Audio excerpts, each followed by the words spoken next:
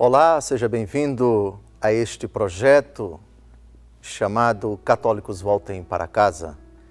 Em alguns minutos eu pretendo, com você, dissertar sobre um argumento, sobre um assunto que é de grande interesse para quem crê e para quem não crê, para quem é católico e para quem não é católico.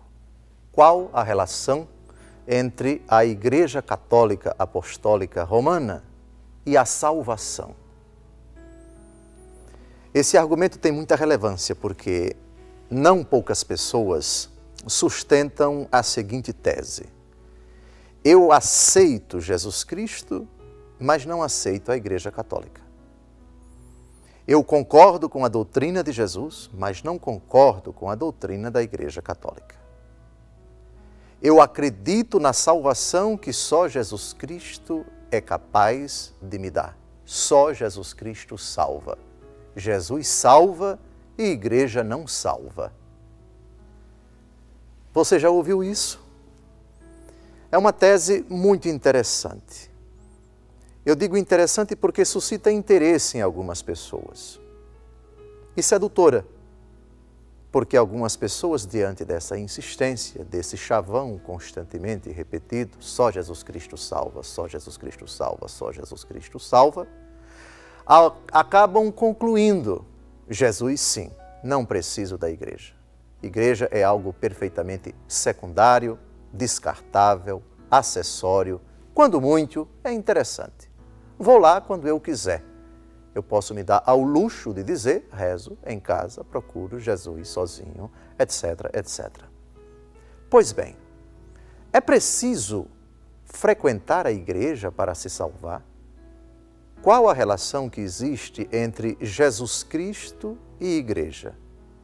Pode alguém se salvar sem a igreja? E essas questões suscitam outras. É possível que alguém se salve sem nunca ter ouvido falar de Jesus Cristo? E alguém conhecendo Jesus Cristo e sabendo que a igreja foi instituída por ele, pode conseguir a salvação? A questão da salvação fora da Igreja Católica Apostólica Romana, ela é possível? Penso que essa introdução talvez desperte o interesse de você que acabou de acessar o nosso portal e está vendo esse primeiro de alguns vídeos que nós oferecemos para você, para a sua família, para os seus amigos. E queria convidá-lo com uma mente aberta no sentido positivo, que você se dispusesse comigo a procurar na Palavra de Deus respostas para essas questões. Para nós compreendermos o valor de uma pessoa, a importância de uma pessoa, o lugar de uma pessoa na nossa vida, o seu valor, o seu preço, é muito importante que nós a conheçamos. No seu presente, mas também no seu passado. Alguém, antes de decidir namorar com outra pessoa, ou noivar com ela, ou casar com ela, é conveniente não apenas conhecê-la, mas procurar saber um pouco do seu passado, da sua origem. O mesmo se aplica à igreja.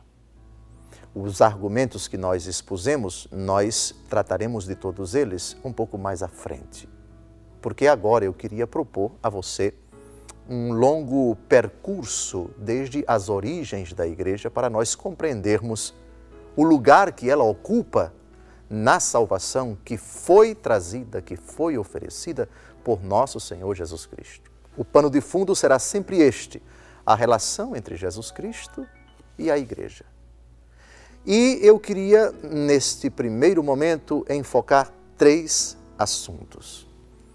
A Igreja Católica, quando ela foi projetada, a Igreja Católica, quando foi prefigurada, e a Igreja Católica, quando foi preparada. Projeto, prefiguração e preparação. Antes de começar a construir um edifício, qual é o primeiro passo que os arquitetos, que os engenheiros precisam fazer? Um projeto. Nós pretendemos chegar àquilo, mas é preciso projetar. É o primeiro passo. Primeira pergunta, então. Onde nasceu o projeto da Igreja Católica? Houve algum esboço? Houve alguma planta baixa, por assim dizer? Os primórdios da Igreja Católica Apostólica Romana estão onde? Remontam a que ponto da história? A resposta é dada pelo Catecismo da Igreja Católica. Sabem onde está o projeto da Igreja Católica? Não está no tempo. Está na eternidade. Deus Todo-Poderoso quis a Igreja Católica antes que o mundo fosse criado. Há um texto magistral do Catecismo da Igreja Católica que explica isso muito bem. O querer de Deus está nele e ele é eterno. Pois bem, a eternidade precede o tempo. Antes do tempo existe a eternidade. E na eternidade está Deus, porque Deus é eterno. E no ser de Deus está o querer de Deus. Aquilo que Deus concretizou, aquilo que Deus realizou, aquilo que Deus operacionalizou no tempo, já estava no seu coração, no seu desígnio, antes que o mundo fosse criado. Convido você a ler comigo esse texto magistral da Igreja Católica sobre esse argumento. O Eterno Pai, que pelo libérrimo e insondável desígnio da sua sabedoria e bondade, criou o universo, decidiu elevar os homens à participação da vida divina, para a qual todos convida em seu Filho. E aos que creem em Cristo, decidiu convocá-los na Santa Igreja. Esta família de Deus constituiu-se e realizou-se gradualmente ao longo das etapas da história humana, segundo as disposições do Pai. De fato, a Igreja prefigurada já desde o princípio do mundo e admiravelmente preparada na história do povo de Israel e na antiga aliança, foi constituída no fim dos tempos e manifestada pela efusão do Espírito Santo e será gloriosamente consumada no fim dos séculos. Catecismo da Igreja Católica, número 759. Esse texto trata de alguns argumentos muito importantes para a nossa fé, para o assunto em questão, para a relação entre Igreja Católica e salvação. Por que Deus cria? Qual a razão de Deus ter criado todas as coisas visíveis e invisíveis? A razão é uma só. Deus criou as coisas visíveis e invisíveis para que as criaturas pudessem conhecê-lo, amá-lo, adorá-lo, glorificá-lo, servi-lo e participar da sua vida. Ora, se Deus cria com a finalidade de salvar, Ele já tem uma intenção. Santo Tomás de Aquino diz que a finalidade é a primeira na ordem da intenção. E a criação é a última na ordem da execução. Primeiro, Deus tenciona.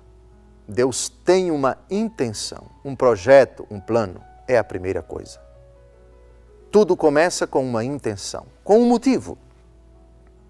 Quero salvar a criação. Criá-la-ei para que ela me conheça, para que ela me sirva, para que ela me adore, para que ela me proclame, me glorifique e possa participar da minha vida. Quero criar para salvar. Quero criar para que a criação participe da minha vida. O único motivo é o amor. Deus cria por amor em vista da salvação. E a salvação, ela é o ato supremo de amor dessa criação, de tudo aquilo que Deus criou.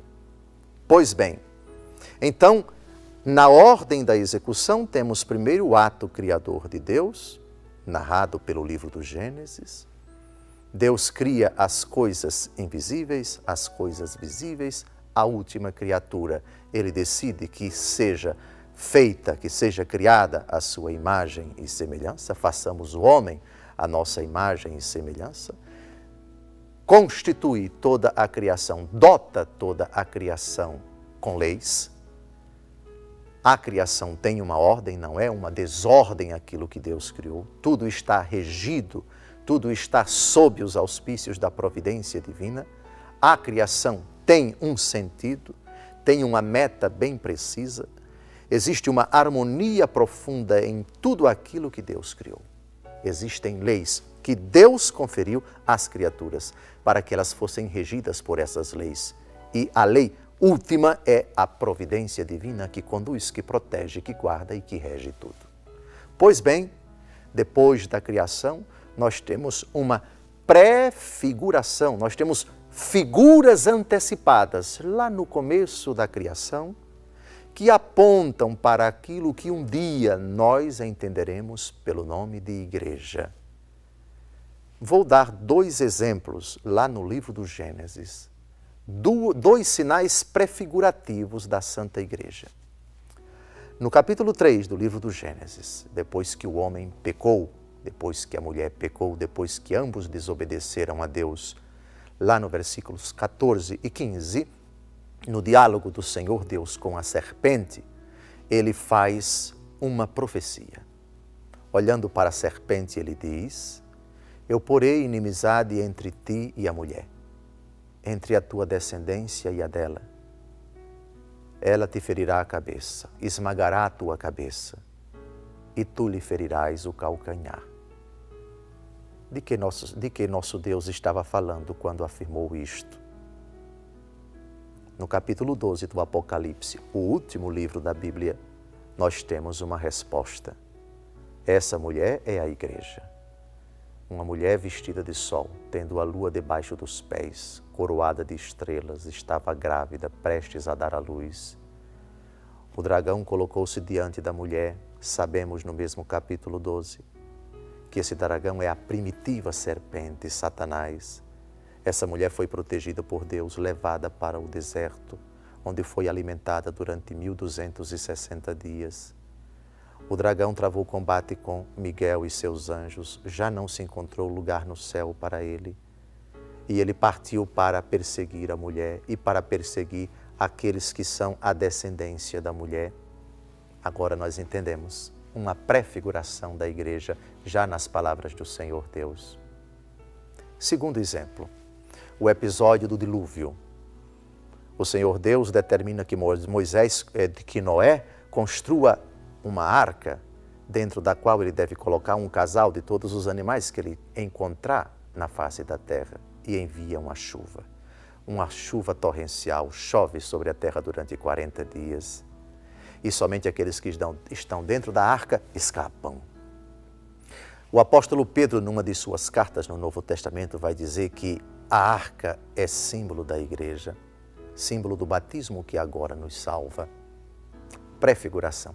Lá no começo da história da humanidade, lá nos primórdios da revelação, nós temos algumas figuras antecipadas, isto é, prefiguras, prefigurações daquilo que um dia se chamará igreja, daquilo que um dia virá a ser a igreja. Então, tratemos agora dessa questão da prefiguração, tendo sempre em mente essas palavrinhas, 4 palavrinhas que são fundamentais para compreendermos a igreja. A igreja projetada, já vimos isto lá na eternidade. Depois, igreja prefigurada. Depois, igreja preparada. Depois, igreja constituída, fundada, institucionalizada. Vamos então ao segundo momento. A igreja prefigurada. Também, nesse sentido, temos um texto magistral do Catecismo da Igreja Católica.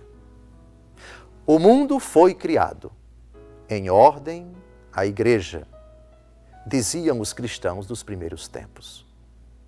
Deus criou o mundo em ordem a comunhão na sua vida divina. Comunhão que se realiza pela convocação dos homens em Cristo. E esta convocação é a Igreja. A Igreja é o fim de todas as coisas.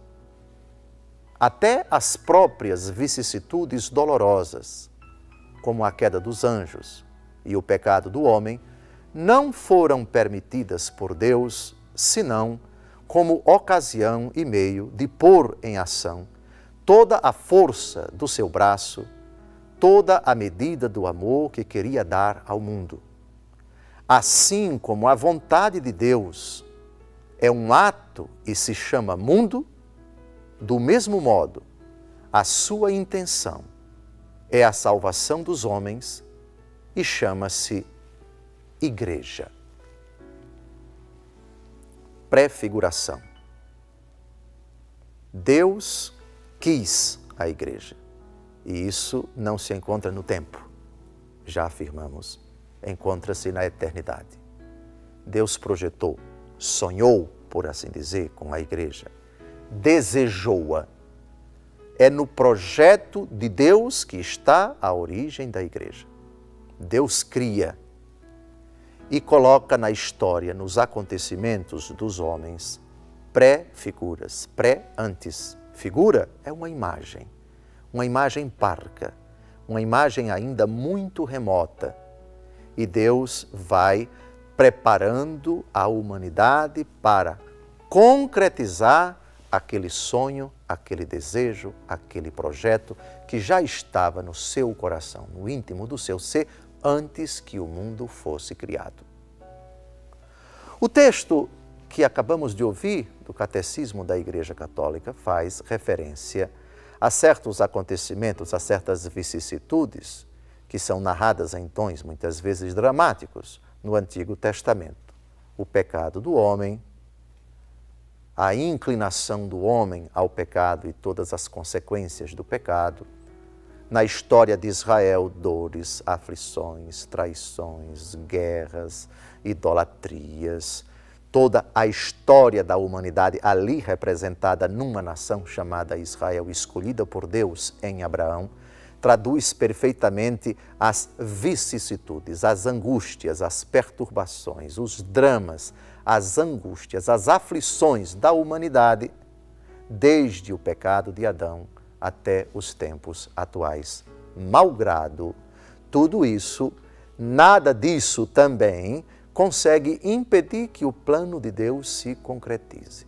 Em tudo isso tudo foi permitido por Deus, e quando Deus permite, significa Deus cria o homem livre e não o impede de fazer o mal, nem o força a fazer o bem, porque dotou o homem de uma prerrogativa impressionante, poderosíssima. O homem tem a capacidade de decidir.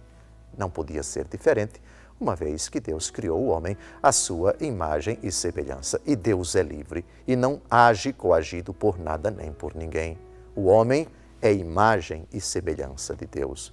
Portanto, em tudo isso, Deus respeita profundamente a, aspas, autonomia do homem, o poder que o homem tem de decidir, seja para o bem, seja para o mal, de reger, de conduzir a si e aos outros, seja para a felicidade ou para a infelicidade. A prefiguração também se concretiza naqueles sinais da nova aliança. Veremos mais na frente, antes de nosso Senhor Jesus Cristo constituir aqueles elementos fundamentais que vão integrar a estrutura chamada Igreja. Já no Antigo Testamento temos essas prefigurações. Da prefiguração, a gente vai passar daqui a pouco para a preparação. Qual a diferença entre prefiguração e preparação? Prefiguração, nós temos uma imagem remota, antiga, na qual temos alguns vestígios. Por analogia, a gente já vê alguns sinais. Deus indicando aquilo dali parece-se com algo que muito mais na frente vai ter uma certa conformação, uma certa imagem, uma certa constituição com aquilo que nós estamos vendo agora. por exemplo, Israel atravessando a pé enxuto o Mar Vermelho, símbolo do batismo. Israel saindo do cativeiro do Egito para a terra onde jorra leite e mel, a imagem, a passagem de Cristo da morte para a ressurreição, Páscoa. E tantos outros sinais prefigurativos. A antiga aliança pautada nas tábuas da lei. Lembra isso, aquilo que nosso Senhor Jesus Cristo diz: eu vos dou um novo mandamento, amai-vos uns aos outros como eu vos amei. No Antigo Testamento temos o cordeiro imolado, que é comido no dia de Páscoa. Isso é prefiguração do Cristo, o Cordeiro de Deus que tira o pecado do mundo. Na Antiga Aliança nós temos o culto, no qual o sacerdote oferece um animal irracional e derrama o seu sangue como vítima de expiação dos pecados do povo. Isso é prefiguração do Cordeiro de Deus que tira o pecado do mundo, que vai derramar o seu sangue, o Filho de Deus, na cruz, etc. No próximo bloco, no próximo vídeo, eu convido você a fazer essa aventura de, à luz do Antigo Testamento, enfocar, tratar desse assunto, a igreja preparada. Deus a projetou e Deus a prefigurou e agora Ele começa a preparar a igreja. Grave bem essas 4 palavras-chave até a constituição da igreja. Igreja projetada, igreja prefigurada, igreja preparada, igreja constituída, igreja fundada. Até lá!